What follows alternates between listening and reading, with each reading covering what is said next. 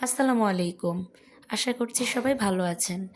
সামনেই আসছে রমজান মাস, আর রমজান স্পেশাল একটা বেগুনি রেসিপি আপনাদের সাথে শেয়ার করছি। বেগুনিটা ভাজার পর অনেকেরই মুচমুচে হয় না অথবা ফুলকো হয় না, বা মুচমুচে হওয়ার পরও কিছুক্ষণ পর এগুলো নেতিয়ে যায়।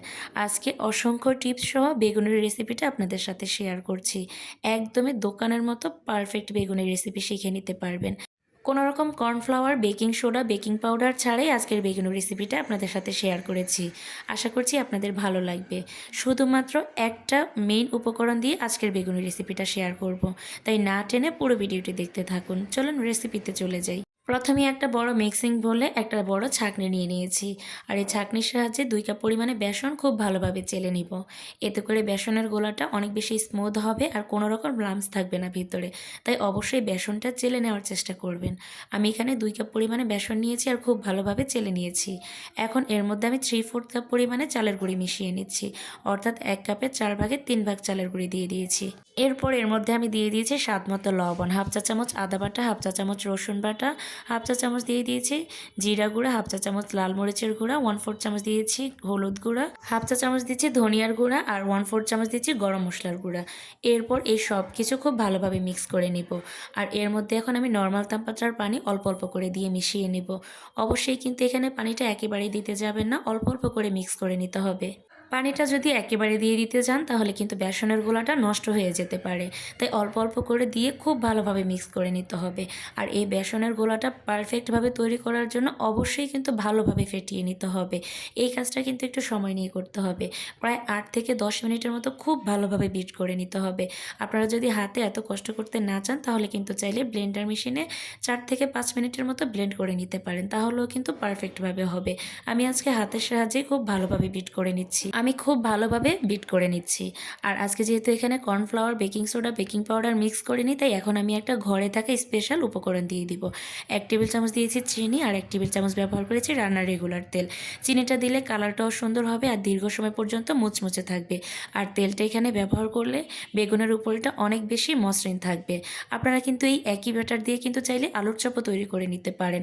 তাই অবশ্যই কিন্তু এখানে 1 টেবিল চামচ চিনি আর 1 টেবিল চামচ তেল দিয়ে দিবেন। 8 থেকে 10 মিনিটের মতো বিট করে নেওয়া হয়ে গেলে এখন আমি এটাকে 10 থেকে 15 মিনিটের মতো রেস্টে রেখে দিব। দেখতেই পাচ্ছেন এই পর্যায়ে ঠিক গোলার ঘনত্বটা কেমন হবে। ঘনত্বটা চেক করার জন্য আমি আপনাদেরকে একটা উপায় দেখিয়ে দিচ্ছি। একটা চামচের সাহায্যে চেক করে নিচ্ছি। চামচটা যদি খুব ভালোভাবে কোট করা হয়ে যায় তাহলে বুঝতে হবে আমাদের বেসনের গোলাটা একেবারেই পারফেক্ট। এখন আমি আপনাদেরকে বেগুনটা দেখিয়ে দিচ্ছি। বেগুনগুলো কিন্তু একদম পাতলা করে একই রকমভাবে কেটে নিয়েছি। আর এর মধ্যে এখন 1 চিমটি পরিমাণে লবণ ছিটিয়ে খুব ভালোভাবে মেখে রেখে দিব। তাহলে এর ভিতরে যে অতিরিক্ত পানিটা আছে তাই পানিটা বের হয়ে যাবে। আর ভেজে নেওয়ার সময় কিন্তু তেলটাও কম লাগবে। বেগুনের অতিরিক্ত পানিটা আমি ফেলে দিয়েছি। আর এখন আমি বেসনের মধ্যে খুব ভালোভাবে চুবিয়ে নিয়ে এরপরে তেলের মধ্যে দিয়ে দিচ্ছি। তেলটা কিন্তু খুব ভালোভাবে গরম করে নিতে হবে। তেলটা যখন খুব ভালোভাবে গরম হবে তখন এর মধ্যে আমি বেগুনিগুলো দিয়ে দিব। আর দেওয়ার ঠিক 4 সেকেন্ডের মধ্যেই দেখবেন এটা কেমন ফুলে উঠেছে। অবশ্যই কিন্তু 4 সেকেন্ড পরে এটা উল্টে দিতে হবে।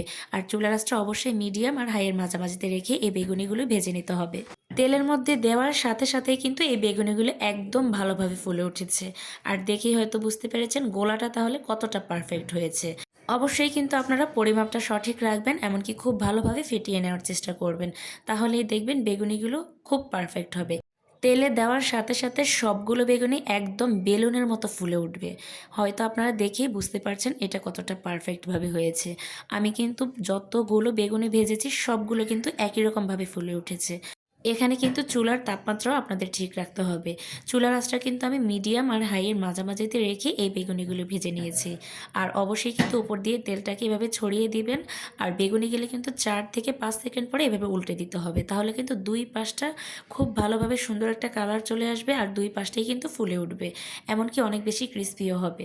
আপনারা যদি বেসনের গোলাটা পারফেক্টভাবে তৈরি করে নেন, এমনকি আমার দেখানো সবগুলো টিপস ফলো করে থাকেন, তাহলে কিন্তু প্রত্যেকটা বেগুনি বেগুনি আপনাদেরও পারফেক্টভাবে হবে।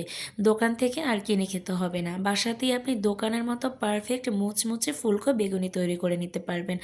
আমার সবগুলো বেগুনি কিন্তু খুব ভালোভাবে ফুলেছে, এমনকি খুব ভালোভাবে মুচমুচে হয়েছে, এমনকি কালারটাও কিন্তু অনেক সুন্দর এসেছে। তাই অবশ্যই পারফেক্ট বেগুনি তৈরি করার জন্য বেসনের গুঁড়োটা একদম ঠিকঠাকভাবে তৈরি করে নেবেন, তাহলেই কিন্তু এরকম পারফেক্ট হবে। আর 3 থেকে 4 ঘন্টা পর্যন্ত বেগুনিটা এমনিতেই মুচমুচে থেকে যাবে, এমনকি ফুলকোও থাকবে, কোনো রকম নেতিয়ে যাবে না, এমনকি ক্যাতক্যাতে হয়ে যাবে না।